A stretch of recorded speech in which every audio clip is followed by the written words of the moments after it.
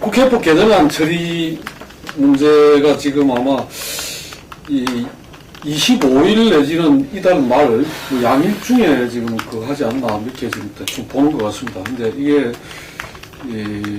청와대는 아직까지 여전히 이제 지금 거부권을 행사할 의사를 잘 굽히지 않고 있는 것 같고, 뭐 지금 거부권을 행사할 경우에 올 수 있는 후폭풍이랄까요, 파장이 뭐 만만치 않을 것 같은데, 이건 아마 여야 관계보다는 여권 내부의 어떤 그런 변화 내지는 어떤 그런 갈등 이런 것에 훨씬 더 민감하게 작용하지 않겠나 이렇게 빠집니다. 이 부분 좀 짚어보죠. 글쎄, 기사가 나올 때쯤이면 거부권 행사가 되는 후일지 어쩔지 모르겠는데, 그게 좀 이제 일감적인데, 기본적으로 저는 이 국회법 개정안에 대한 거부권 행사 얘기가 청와대가 너무 기싸움에 지금 좀 이제 집착을 하는 거 아닌가, 어떤 대통령의 어떤 권위를 세우기 위한 그런 이제 좀 인상을 이제 강하게 이제 듭니다. 저는 이게 막상 국회법 개정안의 전후 원안하고 지금 개정안하고의 정말 그렇게까지 결정적인 차이가 있는지 위헌 얘기가 나올 정도로 잘 모르겠고요. 표현의 강도가 이제 높아졌을 이런 수준인데, 역시 구속성, 시행령 개정의 어떤 구속력에 대해서는 여전히 그게 뭐 해석에 따라 다른 한계, 그게 분명히 이제 있는 그런 이제 상태인데, 그리고 더군다나 거기에서 청와대가 거부권 얘기를 해가지고, 더군다나 정의화 국회의장이 중재까지 해서 그 중재안을 야당에 수용을 해가지고 한 발 뒤로 물러서가지고 이제 중재를 한 결과가 이제 이송이 이제 됐단 말입니다.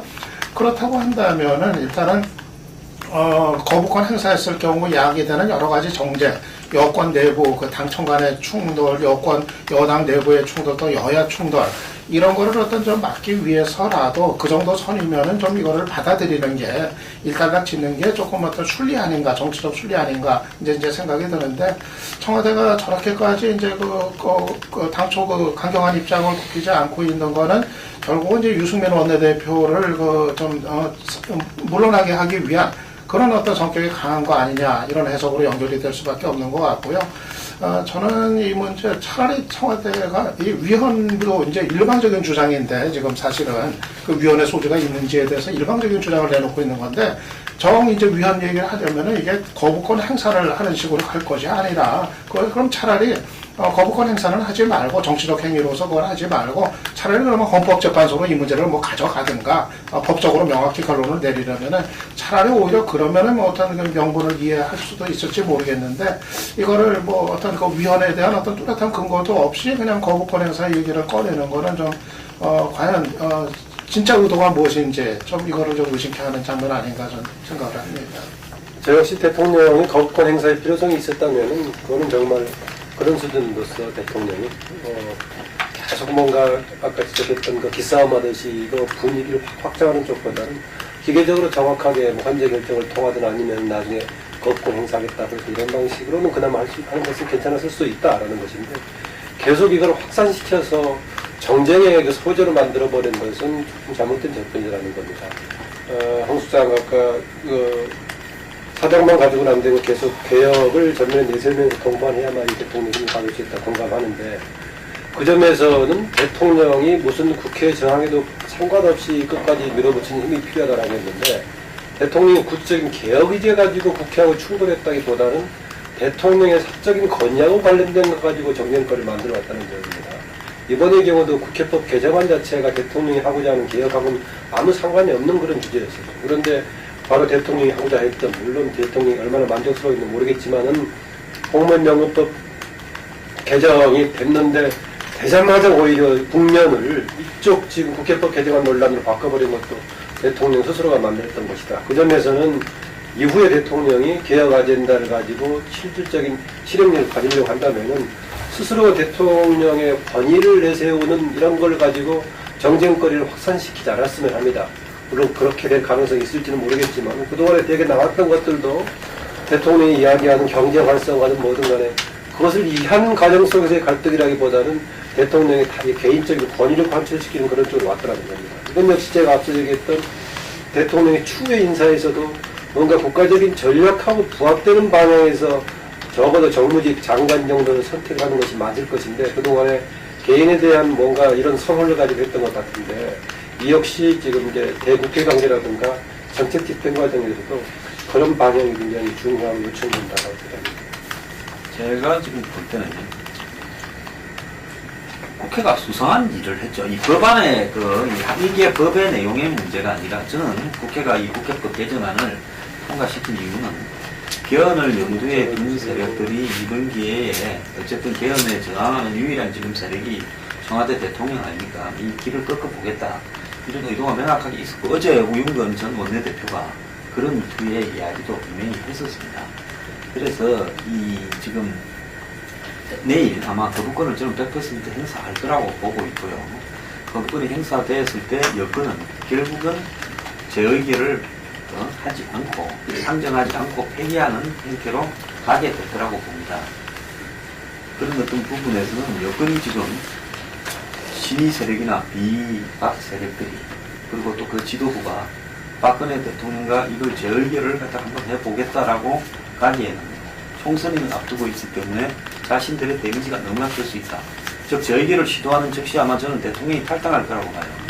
그렇게 되면 야권이 지금 2개로 쪼개지냐 3개로 쪼개지냐 하는 이야기가 있듯이 여권도 결국 박근혜 대통령이 지지하는 쪽에 어떤 정당이 탄생할 수 있고 그럼 여권이 분열되는 양상으로 내년 총선을 치르게 될 겁니다.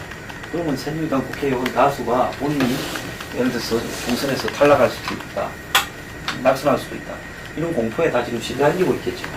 그래서 지금 현재 최대한 박 대통령 부분에 있어서 부딪히고 문제 제기를 하면서 브레이크는 그래서 힘은 빼야 되겠고 힘은 빼야 되는데 그렇다고 일정 선을 임계점을 넘었으면 박 대통령이 정면 승부를 걸고 놓을 때 사정이나 그 다음에 박근혜 대통령의 탈당, 여권의 분당 이런 부분들은 또 두렵고 이런 부분들이 현재 이 여권 내부에서 박 대통령을 공격하는 세력에 있어서 딜레마로 작용하는 것 같아요. 그러니까 찔렀다가 후퇴하고 찔렀다가 후퇴하는 것이 계속 반복되는데 강제성이 없이 이전에 있는 법처럼 통보하고 정부는 검토하에 처리한다 이렇게 돼 있으면 뭐 하려고 강제성이 지금 없다고 하면서 그걸 갖다가 다시 또 개정을 해가지고 개정해놓고는 또 강제성이 없다고 말을 맞추고 그리고 자구 수정을 하고 할 이유가 없는 거 아닙니까? 국회의원들이 바보입니까? 모르고 했다 그러면요 그걸 모르고 했다면 국회의원 자격이 다 없는 놈들이에요. 다 집에 가야 돼. 그러면 분명히 알고 그렇게 시도해놓고는 시도하고 난 뒤에 깍통의 반발이 예상보다 굉장히 세게 나오니까 또 아닙니다. 그러면 뭐 없는 걸로 하고 지금 그래가지고 말로 통해가지고 자구 수정으로 고치자는 거니까 저는 정의화 의장이 여야 원내대표를 불러서 자구 수정을 하는 이 부분은요. 이 부분은 지금 뭐 박근혜 누구하고의 정치적인 대립의 문제가 아니라 굉장히 위험한 짓이에요. 국회의원 스스로가 법을 통과시킬 때 분명히 어떤 의도가 있어서 알고 필요가 있어서 통과시켜놓고 통과시키고 난 뒤에 강한 어떤 기득권 세력이나 기성 세력이 저항을 하면 그건 아니고 자구 수정을 통해서 사후적으로 법을 해석하는 전례를 입법기관에 있는 사람들이 저지르면 됩니까? 그래서 지금 처리해놓고 난 뒤에 박통이 반발하더라도 강제성이 필요해서 했다라고 우겨서 박통에 맞느냐 자기들이 맞느냐라고 붙어야지요. 이런 식으로 국회의원이 복덕방에 대수방도 아니고 이렇게 일을 처리하면요 앞으로 재벌 이해관계하고 관련되는 법을 통해서다가 재벌들이 로비 오면 자구 수정하자 하면 어떡할 겁니까? 그리고 이번에 이 사태의 핵심에는요 분명히 내각제 이혼집 정부적 내각제를 믿는 사람들이 아마 청와대를 상대로 파워 테스트를 해봤다.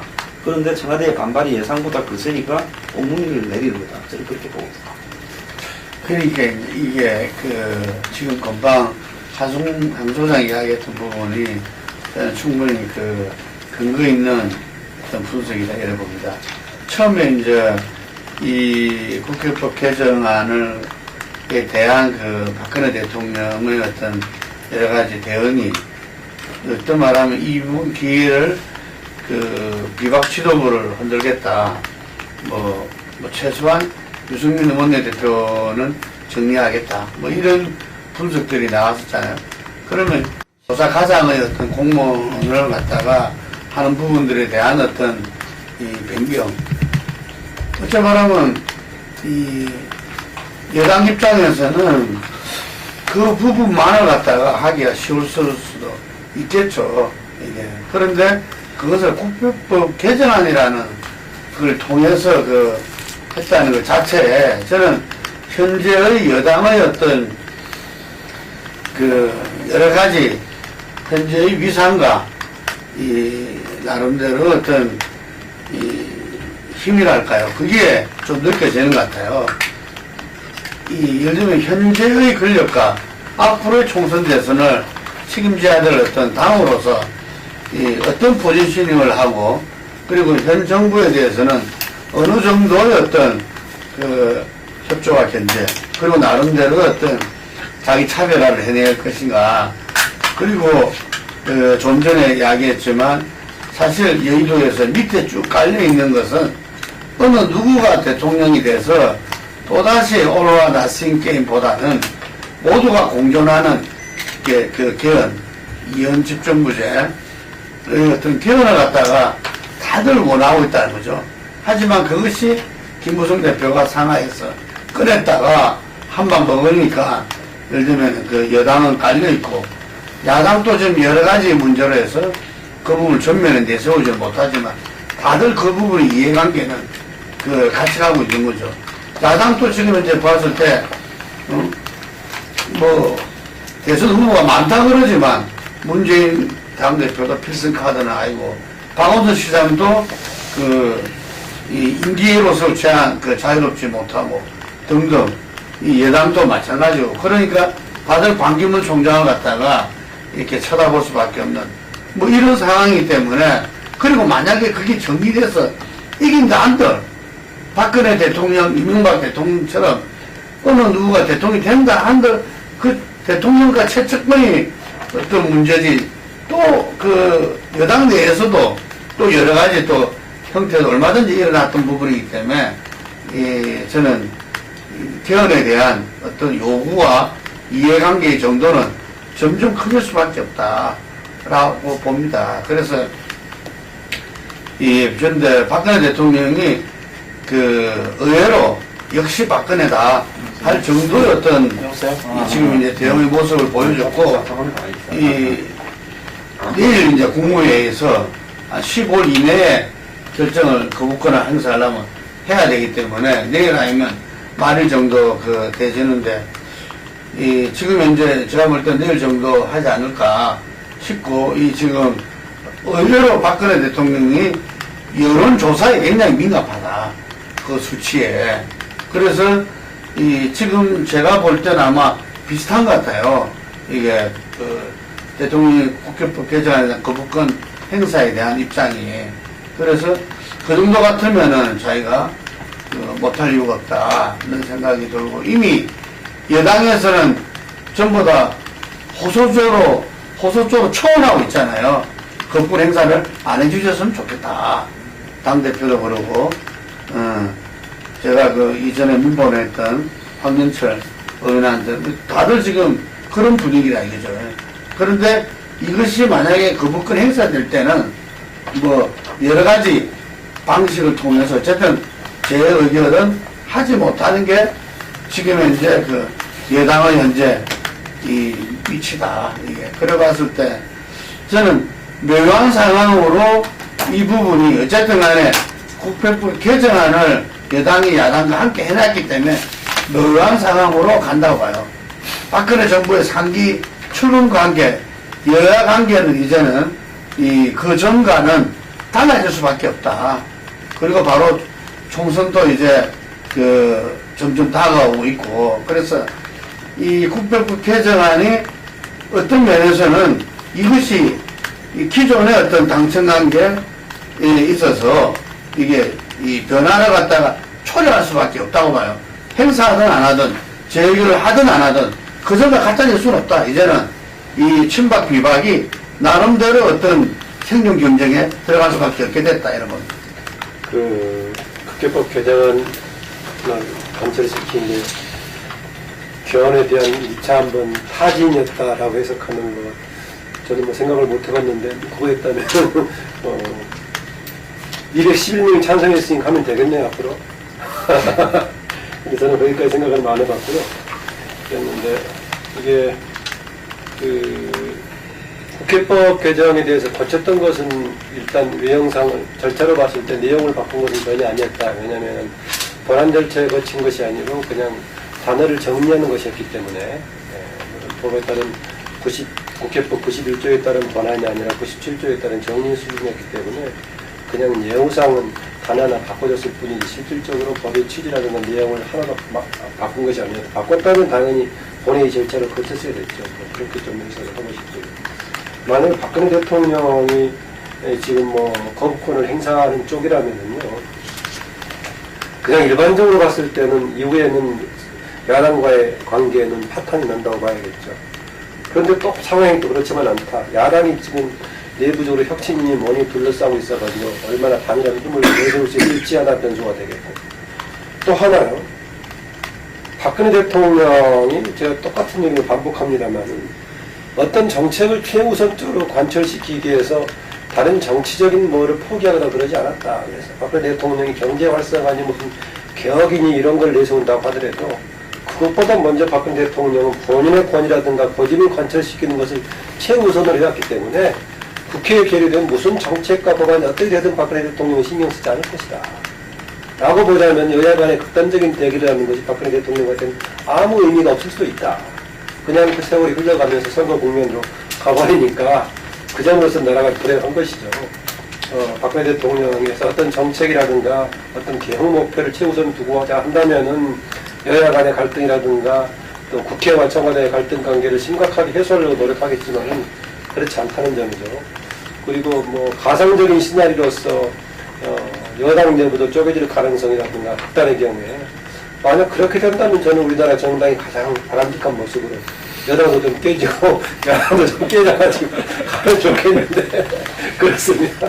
현치가 될 수 있을지. 근데 어떻게 봅니까? 이제 유승민 만약에 거부권을 행사하게 되면 그 유승민 원내대표는 그 자리에 그대로 있기가 좀 어려워지는 거 아닌가요?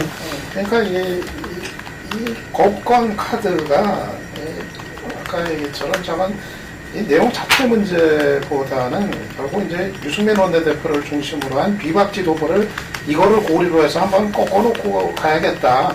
전 그 카드의 성격이 이제 강한 거 아닌가 이제 생각이 이제 들어요. 그래서 근데 지금 결국 이제 박근혜 대통령하고 유승민 원내대표하고의 어떤 그런 묘한 어떤 대결처럼 이제 돼버렸는데 상황은 아까 뭐 한 소장이 얘기하신 것처럼 유승민 원내대표한테 사실 이제 불리한 환경인 것 같아요.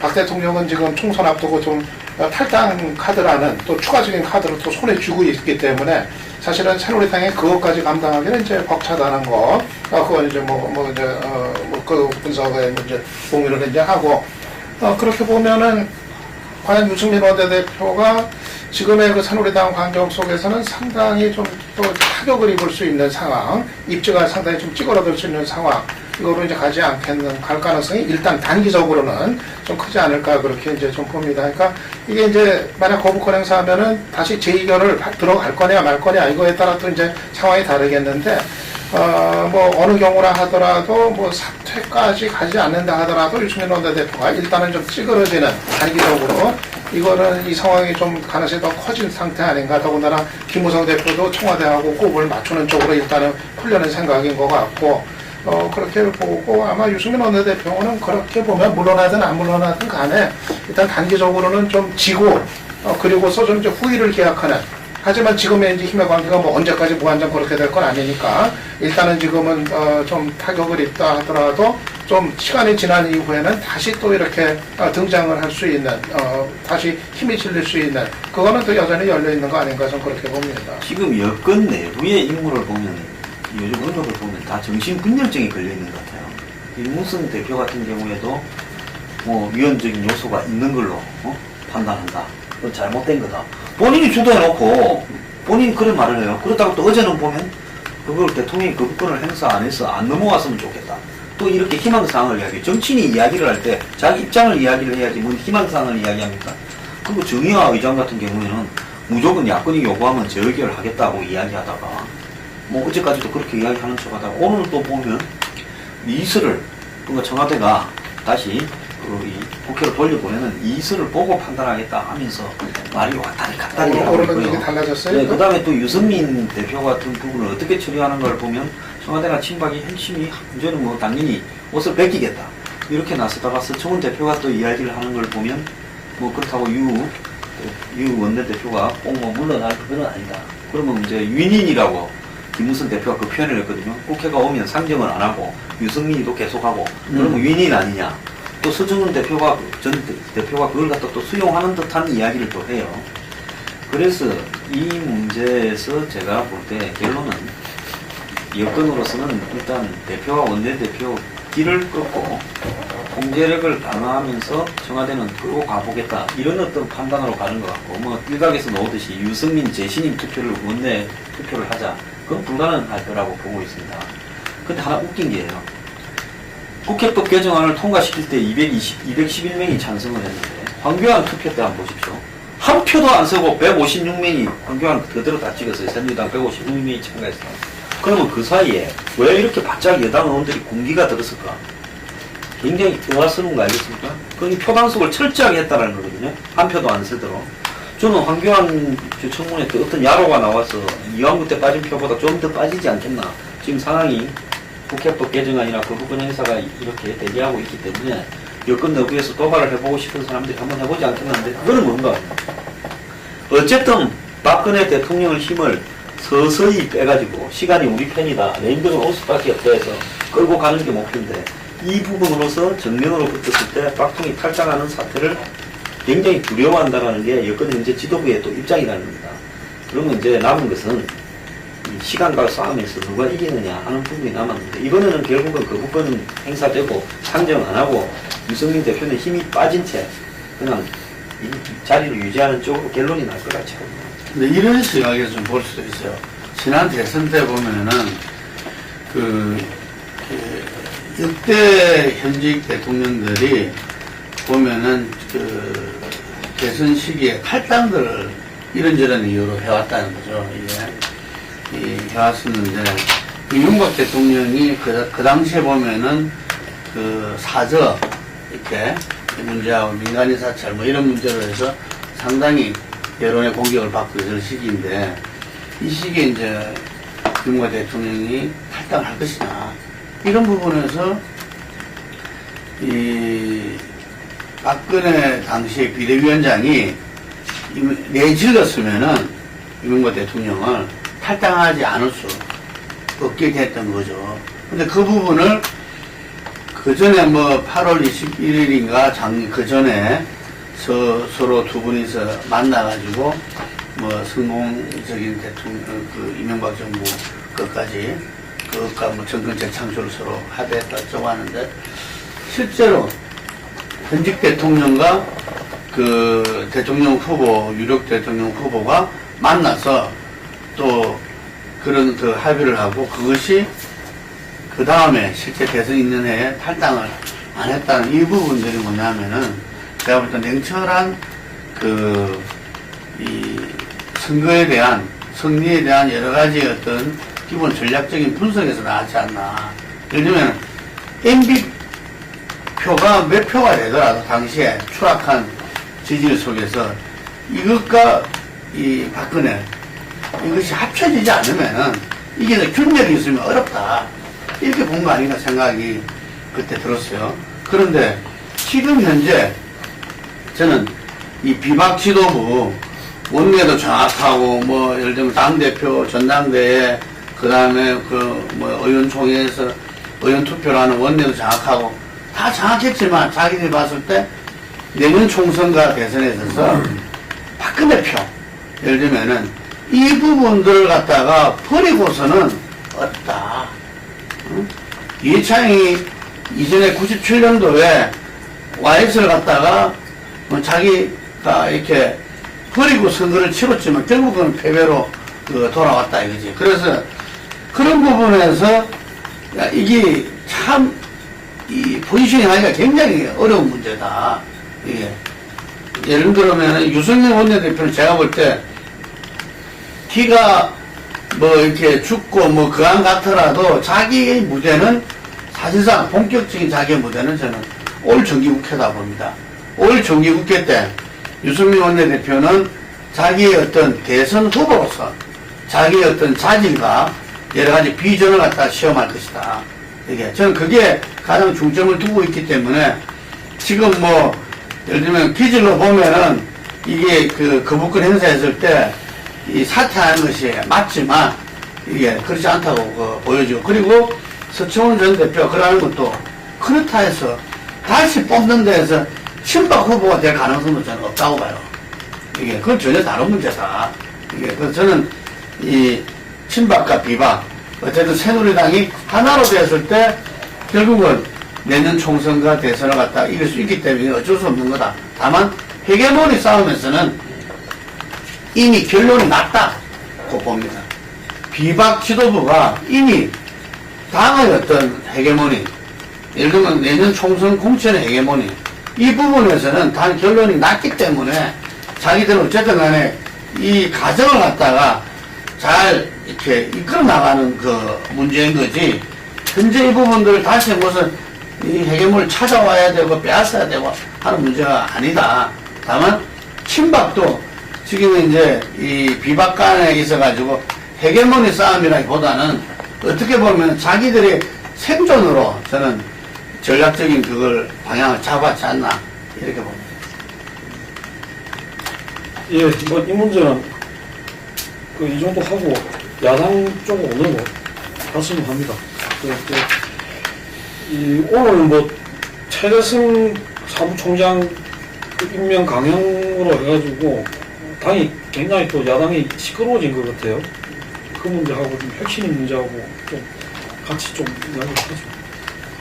어제 혁신위원회 이제 1차 혁신안 그 이제 공개가 발표가 이제 됐습니다만은 그래서 뭐 당초 쉽지 않으려고 예상을 했지만은 예상했던 것보다도 더 좀 기대치를 좀 밑도는 그런 이제 수준 아니었나 이제 평가가 이제 됩니다.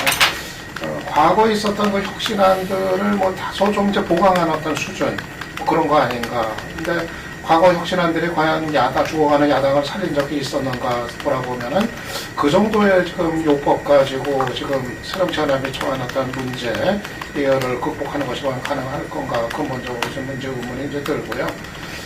이를테면 저런 비유를 할 수 있을 것 같아요. 지금 좀 환자가 실려왔는데 심장이 지금 이제 이상이 생겨가지고 지금 언제 죽을지 모르는 그런 이제 그 상황인데 청질기를 다른 곳에다 갖다 대고서 거기에 대한 이제 처방을 내리는 좀 이런 시간인가. 그래서 어제 나왔던 그런 뭐 혁신안이 서로 이행이 된다 하더라도 과연 그것이 지금 제1야당에 대한 국민들의 지지를 찾아올 수 있을 것인가. 또 지금 야당 내 그 개파 갈등 이거를 과연 해결을 할 수 있을까. 전혀 그거하고는 지금 별개의 동떨어진 그런 이제 혁신안의 그 내용들 아니었나 생각이 이제 듭니다.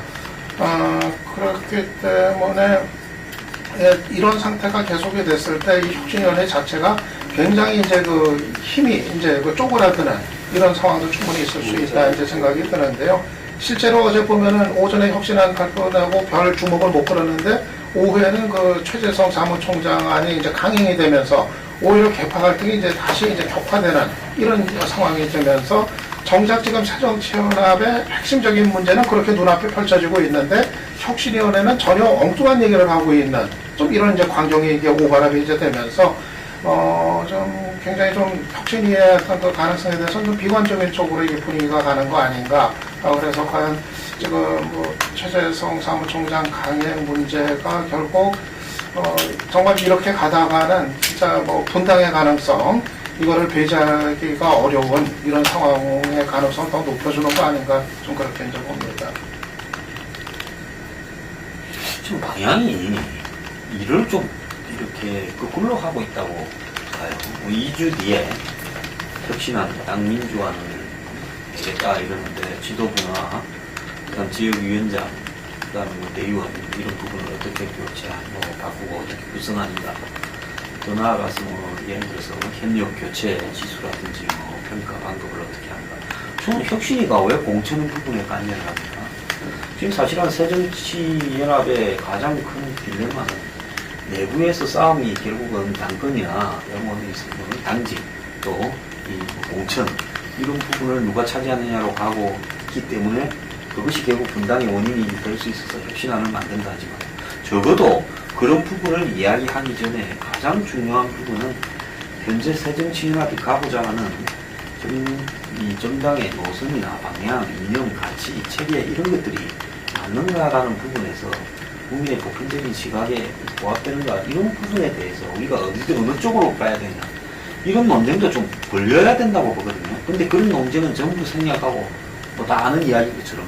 근데 다 아는 이야기가 아니라 솔직히 말하면 상당히 많은 이념, 가치, 노선이 혼재돼 가지고 색깔이 근본적으로 다른 사람들이 작탕으로 존재하는 부분에서 혁신이 위해서 그 부분을 일을 아예 빼버리고 굉장히 기술적이고 디테일한 문제로서 지도부, 그 다음에 지역위원회, 대의원, 그 다음에 공천교체 이런 부분만을 가지고 이야기하면은 제가 봤을 때 이번에 혁신위의 이런 내용들이 결국은 실패로 돌아가고 신노지향성이었다라는 평가를 받으면서 붕괴될 가능성이 높다고 보고 있습니다. 그리고 뭐 이 와중에 사무총장 임명을 가지고 뭐 지금 강행한다면 헤어질 수밖에 없다는데 이미 뭐 밖에 보면 저 서강대교 건너니까 민주당 해갖고 간판 붙이는 빌딩에 벌써 저기 간판 붙여놓고 이미 이제 사람들 떨어져 놓으면 받으려고 준비를 다 하고 있대요. 손님 기다리는 택시 같았어요. 여의도에 또 몇 개 사무실이 열려가지고 갈라서면 받으려고 또 준비 다 하고 있다고 하지 않습니까? 홍수장이 참여하고 나는 전혀 참여, 나는 보수인데 왜 거기. 그래서 그런 모습들을 보면 결국은 혁신일을 하더라도 이 부분이 결국 당의 붕괴를 막기 위한 요소로는 작용을 하지 못하고 어느 시점이 되면 그냥 구심력보다 원심력이 커지면서 혁신이가 유야무야 될 가능성이 좀 크다.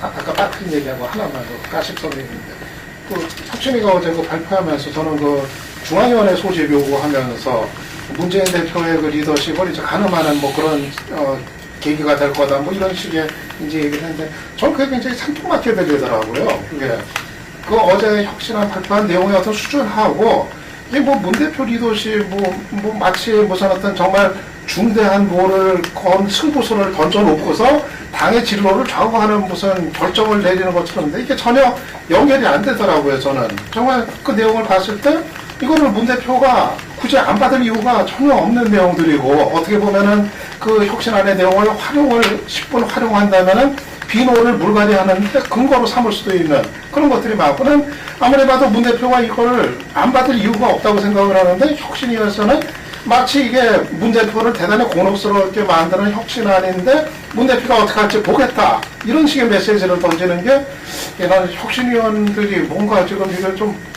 판단을 이게 좀 자기들이 발표한 내용이 어떤 의미이고 지금 이거 좀 잘 판단을 못하고 있는 거 아닌가 하는 좀 생각까지 좀 들더라고요. 혁신에 대한 기대가 가능하려면요. 먼저 당의 주도권이 바뀐 다음에 주도권이 어떻게 당을 새롭게 세울 것인가를 둘러싼 혁신위가 가동된다면 무슨 역할을 할 수 있을 겁니다. 그런데 지금 내부의 분란 상황에서 혁신 역할이라는 것은 상당히 입장이 애매할 수밖에 없다. 왜 그러냐면은 혁신위가 다룰 수 있는 건 저는 근원적으로는 먼저 최근 그 논란이 되고 있는 이른바 친노 패권 논란을 비롯한 문제 제기에 대한 처방이 우선적으로 들어가야 될 거고요. 두 번째는 아까 황 수장이 얘기한 대로 당의 지금 지지 기반하고 관련된 또 국민 신뢰와 관련된 근원적인 처방인데 둘 다 지금 혁신위가 감당하기에 맞지 않다는 거죠. 왜냐하면 최근 문제 제기에 대한 그 처방은 두 가지 방향 아니에요. 하나는 문재인 대표가 비공식적으로 공개해버린 그 최근에는 문제가 없는데 비노 기득권 세력이 당을 흔들기를 하고 있다. 라는 처방이라면은 혁신이라는 것이 필요한 거 아니겠어요?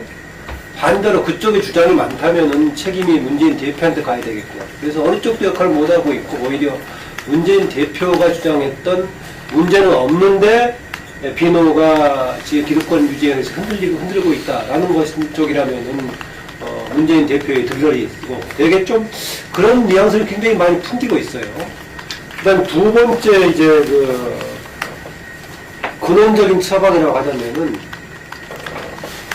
이번 구성하고 있는 혁신위원들이 저는 더 잘하기 어렵다고 봐요. 이미 나와있던 그동안 해왔던 자료들 또 당하고 관련된 사람들이 해왔던 것이지 상당히 문외한에 가까운 사람들이 과연 뭘 할 수 있을지 그래서 어느 쪽도 조금 별로 저는 의미가 없어 보인다는 생각입니다. 가장 큰 거는 최근에 논란이 되고 있는 그 문제에 대해서 같이 공감하거나 인식이 있어야 되는데 그냥 객관적으로 무슨 혁신하겠다 지금 그 상황이 아니거든요. 그래서 입장 자체가 지금 맞지 않다. 다시 반복하자면 혁신 기능이 원래 성립하려면은 이미 당의 주도권이 바뀐 다음에 새로 바뀐 사람들이 과연 당을 어떻게 세울 것인가 이런 상황에서 혁신이 가능하지만 문제를 처리하는 방식으로 혁신 역할은 모순적일 수밖에 없다고 봅니다.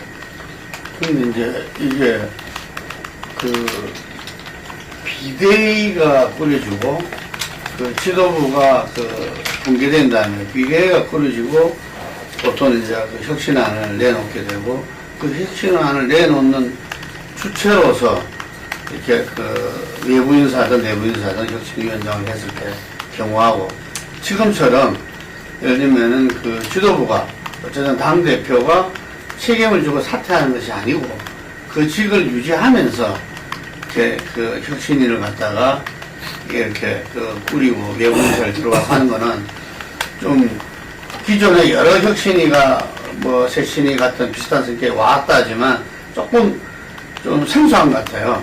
이 부분은 기존에 그 해왔던 부분하고는 좀 다르다 이게. 그랬을 때 이 혁신위의 어떤 기본적인 어떤 그 성격이 본질이 뭐냐 이렇게 봤을 때는 저는 어떤 측면에서 뭐 김상곤 위원장을 제가 표방하려는 건 전혀 아니고 어떤 면에서는 각해무사다. 김상곤 위원장은 예를 들면 문재인 대표를 갖다가 이렇게 이 대리할 따릅니다. 그 봅니다. 실제로 문 대표가 이 혁신안 자기가 직을 안 내놓던지 직을 안 내놨으면은 자기가 이게 대한 100% 책임감을 가지고 해야 되는 거거든요.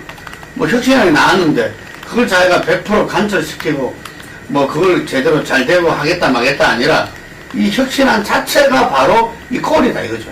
문재인 이꼴 김상곤이다 이것을. 그래서 저는 그 부분을 갖다가 저는 당당하게 이야기를 그 해야 된다 보고 이 혁신위와 혁신안은 바로 이 자기가 내놓는 것이다 이게.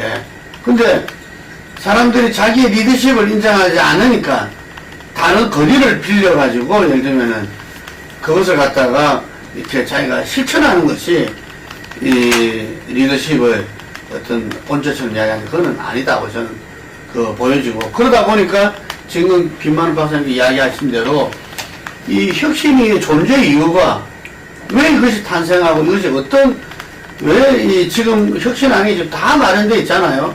이게 대선 이후부터 시작해가지고 그 다음에 이 문 대표 체제에 들어와서 그 뭐야 원희영 그때 무슨 위원 내나 그것도 혁신 이름이 아닙니까? 정치혁신 실천위원장. 실천을 거기서 마련한 안도 있고 이런 다 있어요. 예를 들면은 그것도 지금 이제 제대로 다른 단계에 반영만 해놔놓고 실천을 지금 제대로 못하고 있는 그런 실정이라는 거죠. 이게 그런 상태에서 본인이 예를 들면은 지금 세 번째라고 해서 제일 큰 문제가 막말, 말실수 이거 가지고 지금 난리인데 어쩌고 말하면은 본인이 문재인 대표가 금방 말씀하신 대로 예를 들면은 이게 뭐 아무 이상 없는데 이게 당권을 갖다가 흔들려고 하는 비노 쪽의 어떤 여러 가지 때문에 지금 문제 생긴 거 아니냐.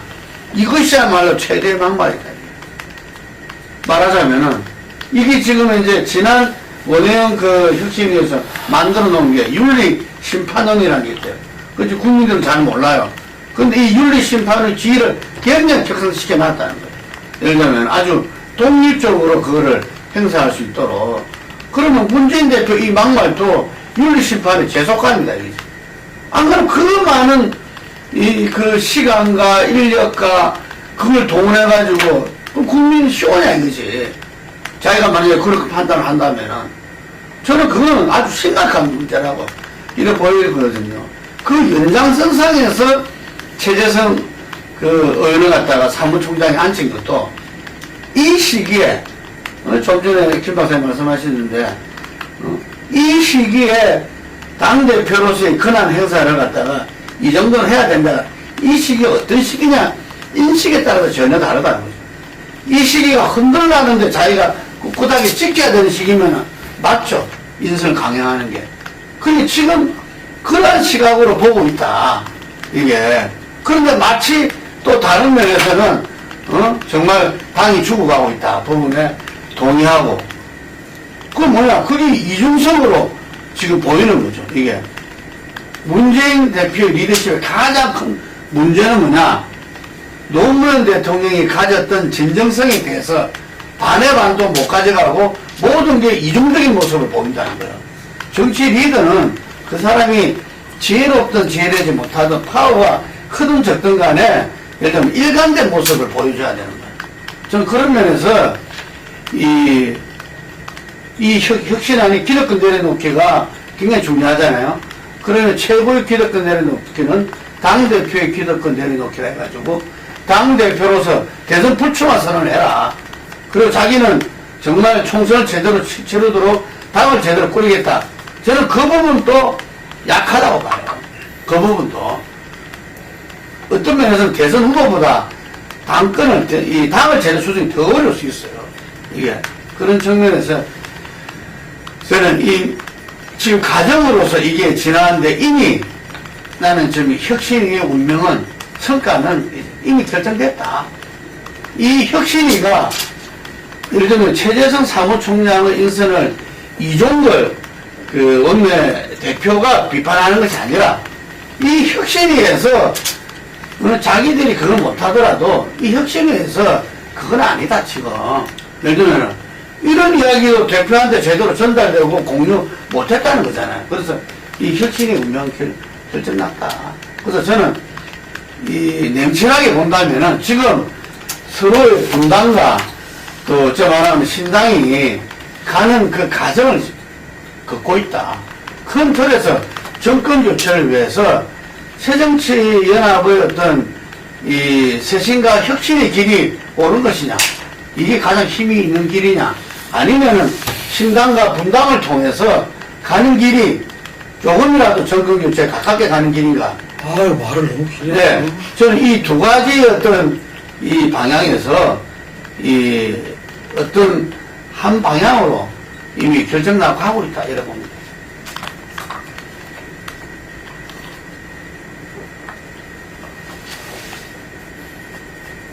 이명식 조관님도 한 말씀 하십시오. 아니 근데 뭐 그런 것 같아요. 지금 이 민주당 내에 이제 그 문재인을 중심으로 하는 세력이나 또 이제 이 호남을 기반으로 하는 세력, 양대 세력은 나름대로 자기 주체성이 굉장히 있다. 그래서 뭐 어떤 상황이 오든지 간에 자기 생명력을 가지고 버텨낼 수 있다고 생각하기 때문에 뭐 당이 깨지면 깨지는 대로 갈 수 있다고 생각하는 것 같은데, 그 외의 세력들의 경우는 이 야당이 분열되거나 이 깨질 경우에 굉장히 상황이 어려워지고 가기 때문에 이 나름 상대적으로 주체성이 약한 거 아닌가. 그래서 오히려 이제 그런 세력들은 그 지금의 야당이 그 분열되지 않기를 바라고 있는 것 같고, 뭐 그렇지 않는 세력들은 어쨌든 버텨낼 수 있다고 생각을 하면서 가는 그런 현상이 아닌가. 그래서 이렇게 가는데 타협점을 못 찾게 되면 상당히 상황이 어려워질 수도 있겠다, 그렇게 봐지네요. 그리고 밖에서도 지금 어떤 새정치연합에 대한 기대가 점점 좀 낮아지는 그런 상태로 가는 거 아닌가, 그런 우려가 있습니다. 새정치연합의 모습을 보면서 저게 다시 봉합돼갖고 잘 가기를 바라는 것보다는 정말 어렵구나 이렇게 보는 시각들이 많아지는 것 같아요.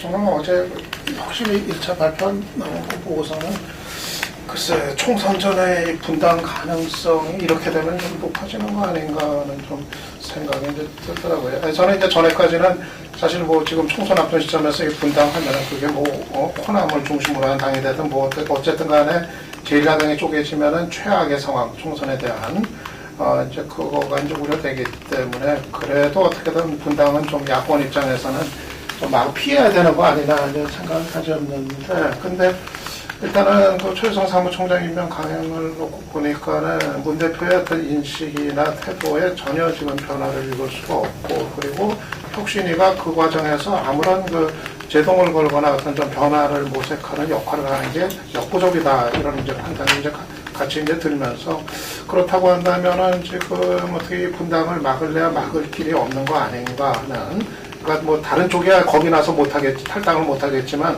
최소한 어떤 호남 쪽 같은 경우는 이렇게 되면은 실제로 뭐 신당을 모색할 가능성이 좀 이제 커지는 거 아닌가, 그런 생각 들고, 그렇다고 하면 지금 이 상황에선 또 그거를 또 뭐 무조건 뭐 안 된다 하고 막자고 하기도 또 이게 한계가 있는 논리 아닌가, 또 이제 생각이 들어서 이렇게 좀 그쪽으로 가는 거 아닌가 하는 좀 생각이 들더라고요. 그 지재상 사무총장 임명 강행 관련해서는요, 아까 김동우 대표가 그런 지적했던 것 같은데, 뭐 당대표 당의 사무총장 임명하는 게 당연한 건데 왜 문희 삼녀라는 지적은 지금 상황에 대한 인식을 저는 잘못하고 있는 것이다. 본인이 대표로서의 책임을 져야겠지만은 지금 뭐 마땅한 대안이었기 때문에 당분간 자리를 유지하고 있는 것인데, 자기가 특정한 목적을 관철시키기 위해서 누구를 임명한다, 이건 말이 안 되는 소리죠. 더구나 그 목적 자체가 분명하지가 않아요. 유일한 근거가 뭐 차기 총선 불출마 어쩌고 얘기하고 있는데, 기존의 상황에 대한 전혀 지금 심각한 인식이 조금 없다는 생각이 들고요. 분당 관련해서 최악의 상황 얘기하는데, 저는 분당이라든가 새로운 정당 태동하는 것을 저는 부정적으로 보지 않는 쪽입니다. 과거에 그 민주화와 관련해가지고 그 전환의 계곡이라는 용어를 쓴 적이 있었죠. 중간에 뭔가 이어서 불가피하게 약간 경제가 침체될 수밖에 없는 전환의 계곡이라는 얘기가 아니, 이런 뜻이었나? 저는 당연히 여러 세력으로 쪼개져서 하면은 경쟁력에서 상대 쪽에 어부지리를 줄 가능성이 많다. 그럼에도 불구하고 그동안의 분열 비판론이라든가 통합 정권 교체 뭐 이런 것이 오히려 그런 것들이 이 야권 기득권 논리로 썼다는 점에 굉장히 좀 지적을 해두고 싶습니다. 그래서 오는 총선에서 설령 손실이 있다고 하더라도 전환의 비용, 전환의 계곡을 넘는 차원에서는 긍정적으로 좀 평가를 해주고 싶습니다. 그래서 도전들을 저는 기대를 합니다.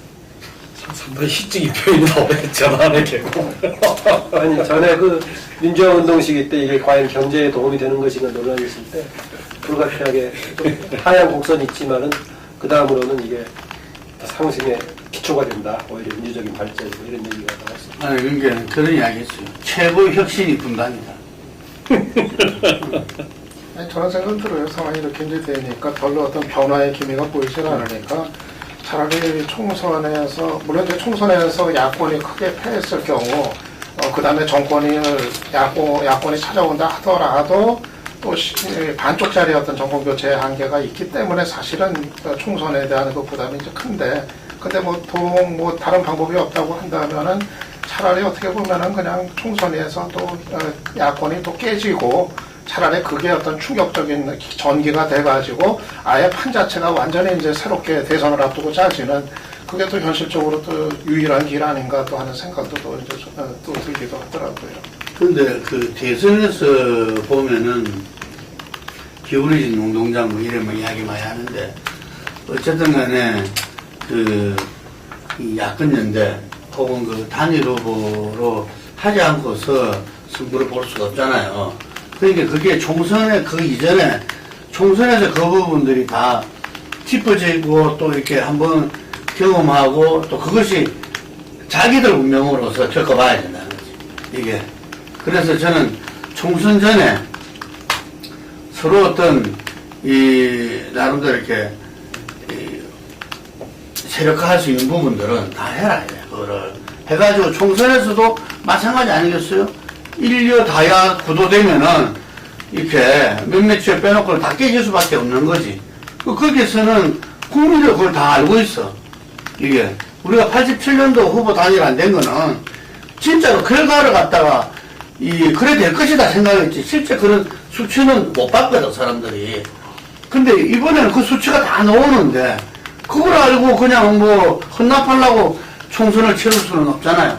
그래서 저는 충분히 어떤 그 여러 가지 이 장치들이 또 여러 가지 협상들이 결론들이 나올 수밖에 없다, 이래 봅니다, 긍정적으로.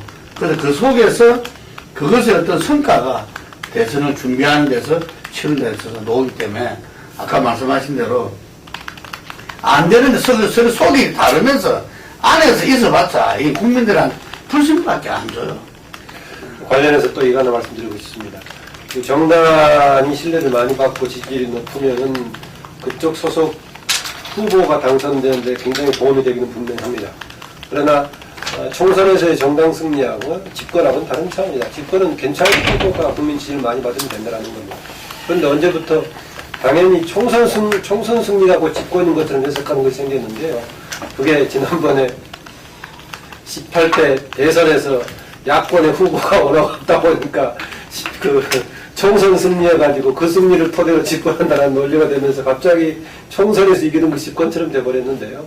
그 점에서는 총선은 저는 야당들의 특히 정당 발전의 계기로 삼는 게 중요하다라고 보고 그걸 토대로 해서 집권은 좋은 후보가 나와서 집권하면 되는 거 아니냐 그런 생각입니다. 근데 이제 그런 좀 또 생각을 해야 되는 거죠. 예를 들어갖고 총선에서 뭐 야당이 뭐 어떻게 분열되든 그래갖고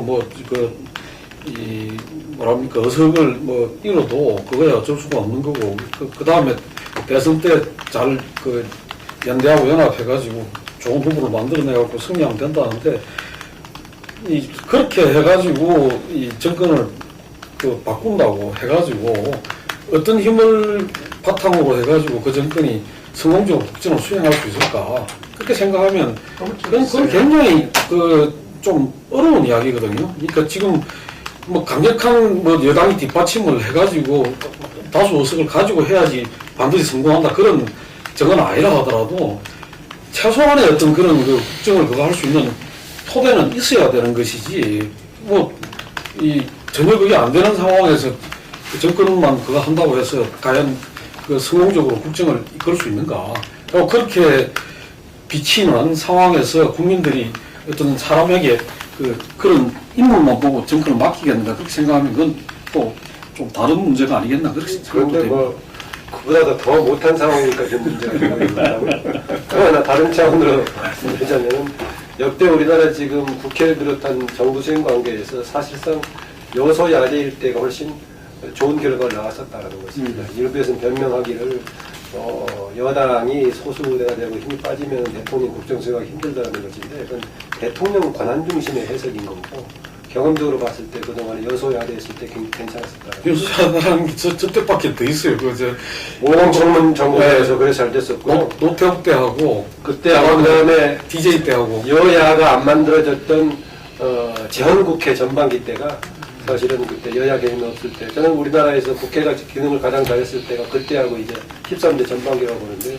그때는 김 박사 말고는 잘 모를 것 같아요. 재헌국회 상황이 어떻게. 글쎄, 그때 우리가 나이가 한 아니, 20살 때 이런 상황이 나오는 것인데, 그때가 이제 우리나라의 모든 이제, 반면특위 가동을 비롯해서 모든 것들이 잘 돌아가기 시작했던 시기였었죠. 그래서 그때는 이제, 그러다 보니까 이승만이 몰리니까 그래서 여당을 만들었던 거 아니에요, 당시에. 근데 하여간 조금 달라진 거는, 금방 말씀도 일리가 있지만, 일리가 있지. 좀 달라진 건 저는 뭐냐면은, 이후 선거부터는 우리가 말로만 하던 정책 선거가 아니라, 실제로 정책을 내놓고 거기에 대한 어떤 여러 가지 논리와 입장, 대안 뭐 이런 부분들 그걸 꾸려갈 세력 뭐 이런 부분들이 어쨌든 선거에 조금씩 지금 등장을 했고 다음 총선 대선에서도 어쨌든 그 부분을 피해갈 수 없고 지난번 대선 때 그 부분이 어떤 아젠다는 올랐지만 실제로 완전히 그 나중에 실행 과정에서 뒤바뀌어 버리는 이런 것도 경험을 했기 때문에 좀 더 이렇게 성숙한 선거가 좀 되지 않나 이렇게 기대를 해봅니다. 예, 좀 이야기를 이제 좀 마무리해야 될 시간이 다가와가지고 지금 7월 달로 넘어가고 있습니다. 넘어가고 있는데 7월 달에 이제 지금 아무래도 제일 걱정되는 거는 경제가 굉장히 지금 좀 심각한 것 같아요. 추경을 하고 뭐 지금 여러 가지 이제 정부에서도 어제 서민 그걸 좀 한다고 뭐 여러 가지 대책도 제시를 하고 하던데 이 경제 상황이 어떻게 될지 이것도 좀 봐야 될 것 같고 그다음에 또 이 지금 한일 관계나 이렇게 또 방미가 지금 연기가 돼가지고 있는데 이 외교 관계도 굉장히 좀 긴박하게 돌아가고 있는 게 아니냐. 그래서 그 문제에 대해서도 7월 중에 어떻게 좀 어떤 변화와 가능성이 있겠는지 좀 짚어봐야 될 것 같고, 그다음에 남북 관계도 지금 6.15 이 공동선언 15주기가 넘어갔는데 일단 뭐 그때는 뭐 공동 행사 같은 게 잘 안 되고 갔습니다. 근데 8.15가 요번에 70주년이거든요. 해방 강복 70주년 8.15인데 많은 사람들이 이 8.15 때까지 어떤 남북 관계에서 좀 변화나 어떤 그런 가능성이 열리지 않으면 이 박근혜 정부 내도록 이게 이 상황이 전혀 풀리지 않고 갈 가능성이 많다. 그런 또 우려도 하는 분들이 있는데 빠른 속도로 좀 이 세 가지 걸 좀 짚어보고 마무리를 좀 하는 게 좋을 것 같습니다.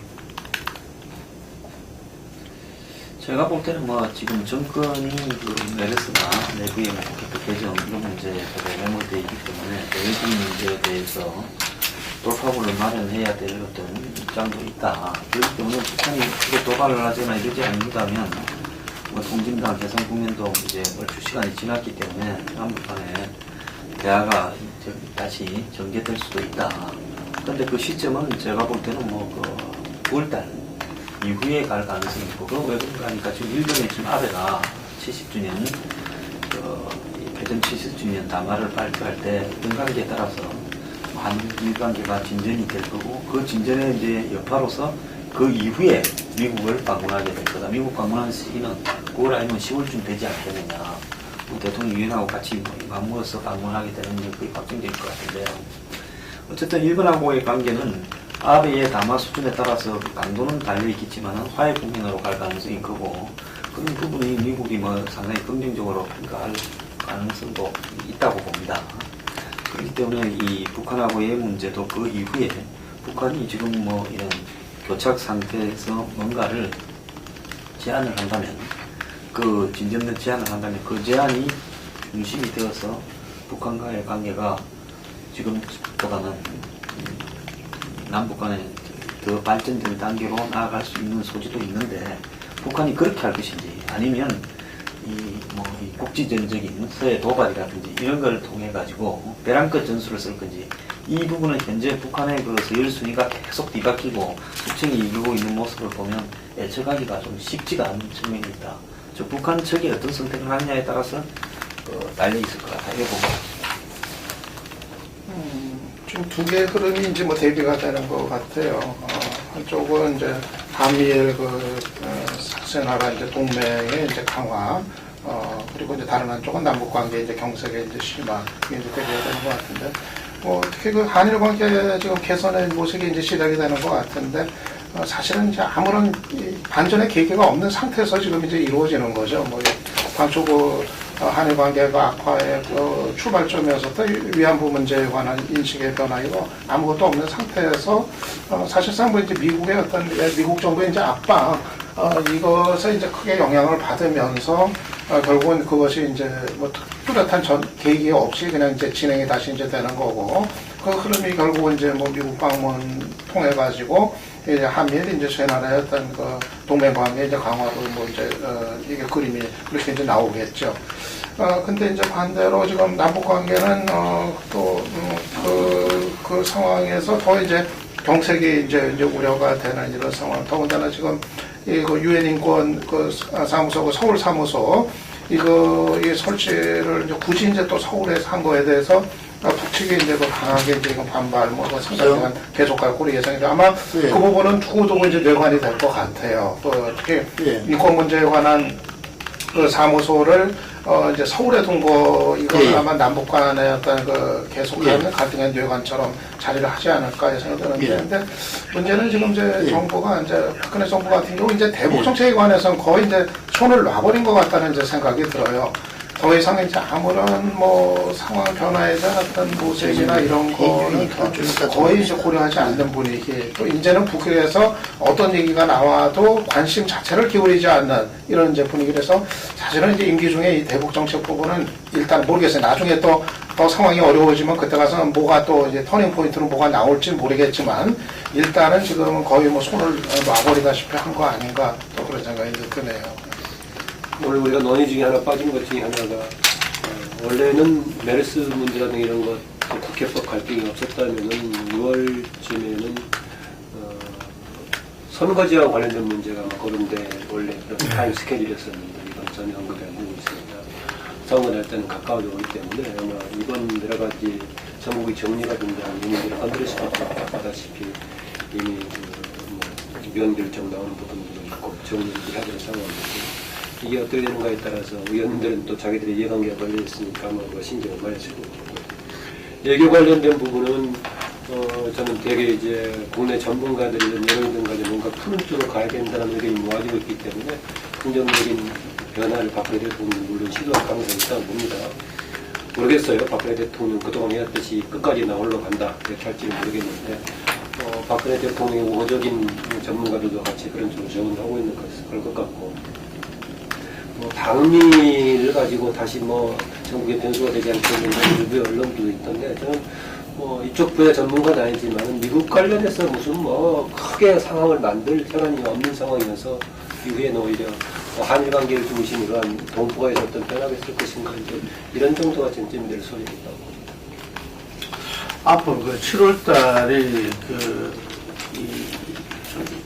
저는 이야기한 어떤 상기 체제의 어떤 출범을 준비하고 나가는 좀 이런 시기에서 새로운 어떤 당정청의 어떤 멤버들이 이제 모색돼지고 하는 그런 시기로서 또 이 집권 후반기에 있어서 어떤 국정운영 플랜을 새롭게 이렇게 짜는 이런 시기로서 박근혜 정부가 정말 새로운 호흡으로서 이 비전으로서 준비하고 나가는 좀 그런 시기가 저는 돼야 된다 이렇게 보고 아마 그 준비를 해나갈 것이다 이렇게 봅니다. 그것이 이후에 어떤 결과로 기결될지는 모르겠지만 남북 관계는 이미 제가 알기로는 우리 쪽에서는 충분히 오이사 부분들에 대해서 여러 메시지는 다 전달됐다. 그렇지만 이것이 오히려 이제는 북한은 넘어간 걸로 저는 알고 있어요. 예. 그래서 이번에 유니버시아드에 이런 부분도 지금 불참을 갖다가 통제하고 그랬다 그러는데 이런 부분들이 실제 올 가을 이후에 뭔가 또 어떤 새로운 어떤 모습이 필요한 김정은의 어떤 선택에 따라서 나갈 수 있는데 이걸 갖다가 항상 남북 관계를 주도하는 할 때 우리가 이 사강이라든지 이 동북아도 우리 역할을 해나갈 수 있기 때문에 좀 더 아까 말씀하신 박근혜 정부가 자신감을 갖고 정말 초심으로 돌아가서 이렇게 국정 운영에 나서줬으면 좋겠습니다.